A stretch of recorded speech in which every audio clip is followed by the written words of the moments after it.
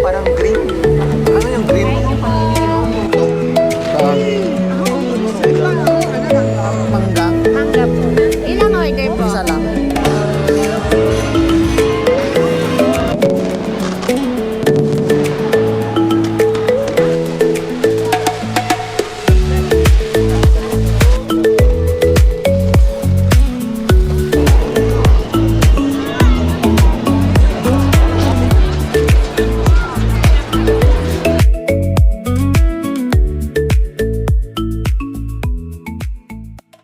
Hello guys! Welcome back again to my channel. This is Bianche.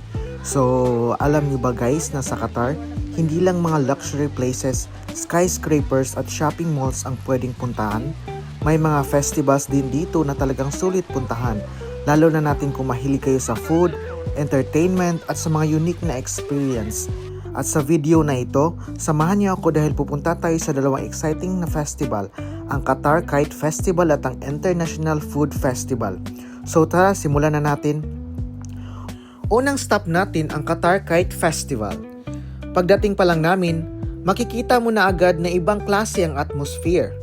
Imagine mo, nasa isang malaking open field ka dito sa Old Doha Port Qatar, tapos sa ibabaw mo, iba't ibang klase at iba't ibang laki ng mga saranggola ang lumilipad. Hindi lang ito ordinaryong saranggola na nakasanayan natin noong bata pa tayo. May mga giant kites na sobrang laki. May mga animal designs, colorful characters, sea creatures, at kung ano-ano pang creative na shapes. At ang pinaka-amazing dito, kapag malakas ang hangin at sabay-sabay na lumilipad ang mga kite, parang buong langit ay naging isang malaking colorful display. Makikita mo rin dito ang mga pamilya, mga bata, tourist, at mga taong talagang pumunta para mag-enjoy at kumuha ng pictures at video. Kung mahilig kayo sa photography or content creation, siguradong maraming magagandang shots dito. Lalo na kapag sunset at golden hour na. Iba talaga ang dating ng mga kite kapag nasa background ng sky. Pero hindi lang kite flying ang makikita rito, may iba't ibang activities at entertainment din. Kaya hindi basta-basta mauubusan ang mapapanood. At isa sa memorable moments namin ay yung makikita ng mga giant character kites na lumilipad sa taas. Talagang mapapatingala ka na lang at mapasasabi mong wow, ang laki.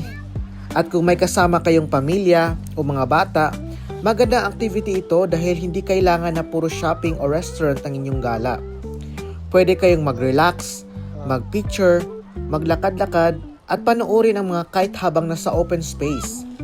Kaya kung naghahanap kayo ng family-friendly at unique na experience sa Qatar, definitely, isa ito sa pwedeng idagdag sa inyong listahan sa adventure.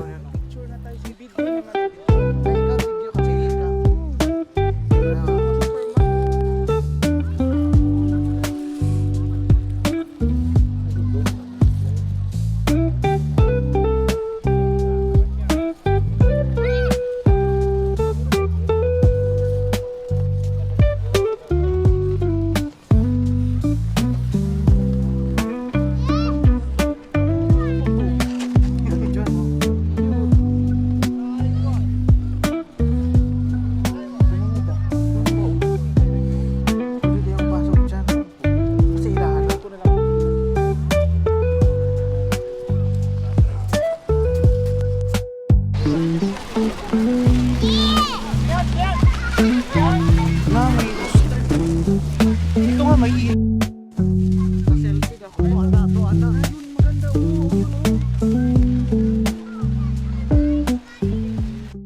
Pero syempre, pagkatapos nating mag-enjoy sa mga kites, hindi pwedeng matapos ang araw na hindi tayo kakain. At dito naman papasok ang isa sa pinaka-exciting na festival sa Qatar, ang Qatar International Food Festival. Kung mahilig kayo sa pagkain, siguradong para sa inyo to. Dito mo makikita ang iba't ibang food stalls at pagkain na inspired ng iba't ibang cuisine mula sa iba't ibang bansa. Para nagta-travel ka sa iba't ibang parts ng mundo pero hindi mo kailangan sumakay ng eroplano. Isang festival lang, ang dami mo nang pwedeng matikman. May iba't ibang savory dishes, snacks, desserts, drinks at iba pang pagkain na talagang nakaka-attract sa mga food lovers. At ang maganda sa food festival, hindi lang basta pagkain ang experience.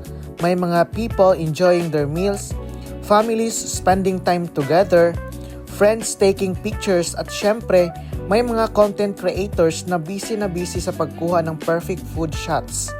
Kaya kung pupunta ka dito, siguradong dapat ready ang camera ninyo. Dahil bago mo pa man kainin, picture muna. At kung mahilig ka mag-try ng bagong pagkain, magandang opportunity din ito para makatikim ng dishes na baka first time mong makita at matikman. Mangga, Mangga po. Ilang order po? isa lang. Ito po. Thank you. What is the flavor? What is it called? It comes with leche flan. May bilo-bilo din kanina. Beef pares na. Sushi oh. Sushi, takoyaki, bento box na. May rice na. Ramen. Ito siya ma'am. Ito na lang, magkuha tayo ng isa nito. Oo. Kakain na kayo. Oo. O sige, snack tayo mamaya. Oo, sige. Beef, breakfast, chicken, bento.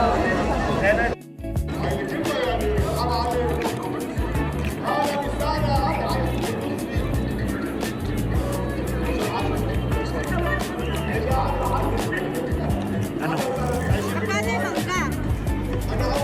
10 real ata yan? Hindi ko na ano. Ano? Mangga.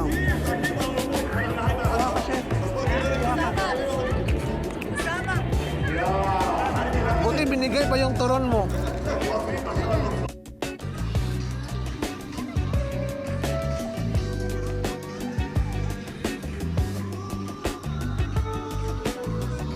Pero isa sa pinakinabangan ng lahat, ang fireworks. Habang nag-iikot kami at nag-i-enjoy sa festival, unti-unting dumilim ang sky. At nang magsimula ng fireworks, wow! Talagang napatingala kami. Ang ganda ng combination ng lights, music, at fireworks habang napapalibutan ka ng mga taong nag-i-enjoy sa food festival. Ito yung klase ng moment na kahit simpleng pagpunta lang sa festival, nagiging isang unforgettable experience.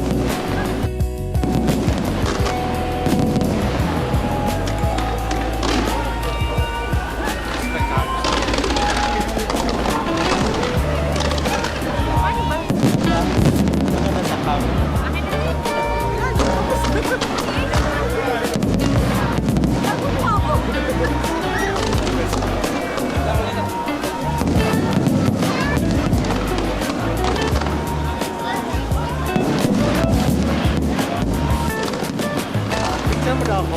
Wait lang. Dapat dito ako dyan.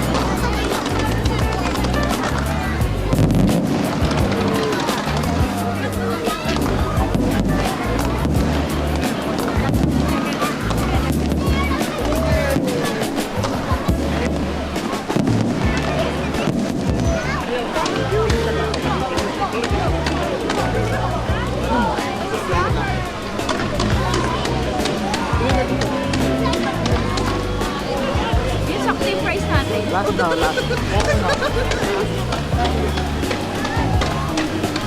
Wala, ano? Price of all.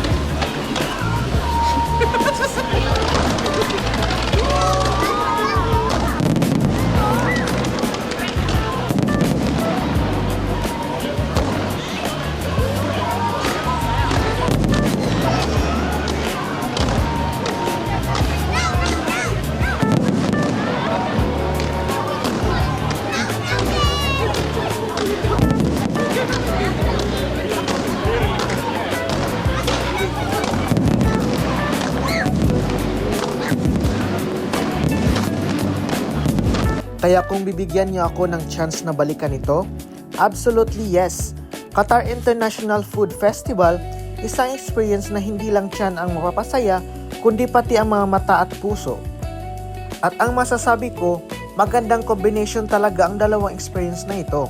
Imagine nyo, sa isang araw pwede kang pumunta sa kite festival, manood ng giant kites na lumilipad sa sky, magpicture, mag-enjoy kasama ang family or friends. At pagkatapos, food festival naman, kain dito, tikim doon, picture ulit, at enjoy sa atmosphere. Kaya kung nasa Qatar kayo at naghanap ng something different na pwedeng gawin, hindi lang puro mall, hotel, o restaurant. Try nyo ring maghanap ng festivals o events tulad nito. Dahil minsan, ang pinaka-memorable na travel experiences ay hindi naman kailangan maging sobrang mahal. Minsan, isang open field lang, magandang weather, colorful kites, masarap na pagkain, at mga taong kasama mo ang kailangan mo para magkaroon ng magandang araw. Kaya kung nagustuhan ninyo ang ganitong klaseng Qatar experience, don't forget to follow Beyond J para mas marami pa tayong gala, food trips, travel experiences, at mga lugar na pwedeng puntahan dito sa Qatar at sa iba't ibang bansa. Hanggang sa susunod na gala, bye-bye!